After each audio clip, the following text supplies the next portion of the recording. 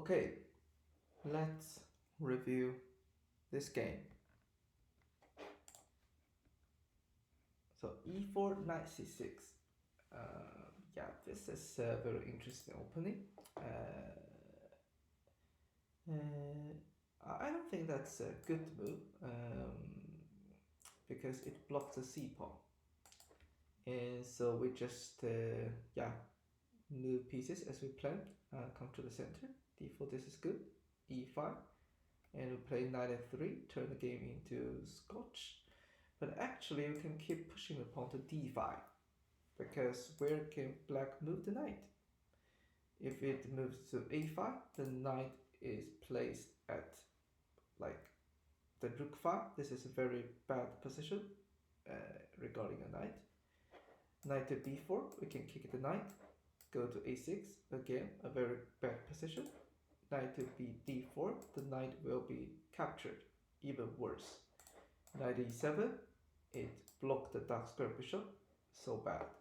Knight d8, b8, knight go back to the starting position, waste one move in the piece development. So we can keep pushing the pawn. So knight f3, take the pawn, the game was turned into a Scotch game. Well, we play c3, this is a Göring gambit. This is not a common move, it depends on whether your opponent knows how to deal with this move. So the best move turned out to be either taking the pawn or d5. So black chose the good move and we're taking that with the knight. So white has sacrificed a pawn. So hopefully we can speed up our piece development. Bishop to b4, bishop to c5, knight f6. So actually, I don't think white gets much advantage coming from losing an extra pawn, because if we count the pieces, black has already developed 3 pieces and black is going to castle. And yeah, even though we play e5, it doesn't really help, because after d5, if we take the knight, black take our bishop. If we take, for example, I mean, of course we can trade the queen first, and black can take it with the knight, take rook g8. So we have same number of pawns, but black have paired bishop, and the g7 pawn will be captured sooner or later. Knight, yeah, bishop h6 cannot really save the pawn because knight e6. So yeah, black is I think black is slightly better. So yeah, so white played castle and black also castle. Rook e1, control protect the e file, d6, and bishop f4, developing another bishop.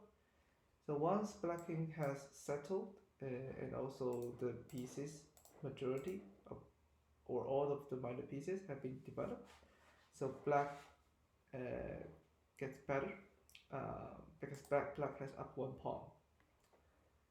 So our f3 knight is pinned. How can we deal with that?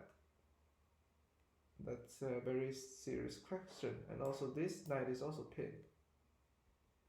So h3 kick the knight. Yeah, that's okay. That's a very good way to kick the bishop. I think black should move the bishop to h5 to keep the pinning, but black didn't do that. Knight e5, taking the knight. It's fine to take the knight and open up d file, move the rook. I think we can attack the bishop first to see if it attacks our knight or exchange it with our knight. If it doesn't, we can keep attacking the bishop to unpin the knight. And later we can move this rook to attack the queen. Attack the queen with the e rook. So the problem is moving this e rook because we might end up protect the pawn with the queen. So I would rather using the rook to protect the pawn instead of the queen. But let's see. Rook e1, Queen e7, knight d5, exchange. Okay, exchanging the knight, that's good.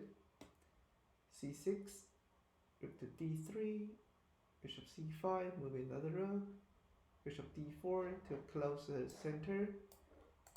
So black is better because up one pawn.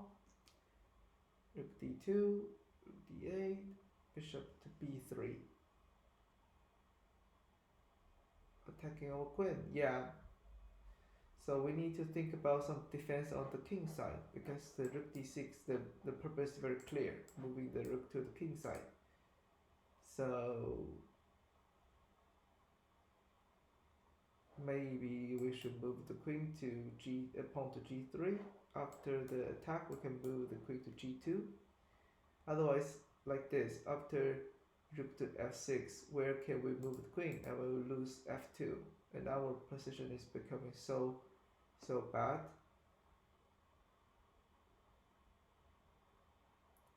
Yeah, bishop g1, bishop g1, king h1 will lose material. Bishop to g3, rook f4, king h5, and we will lose a pawn, and our king will be super exposed.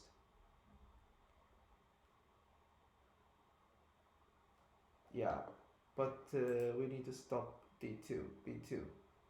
But or do we? Maybe white. It's fine to lose the pawn. Rook d7. We can take this pawn, and also exchange the rook. Yeah, rook f3 is the best move. We don't need to worry about b2, at least for now. Maybe after the exchange.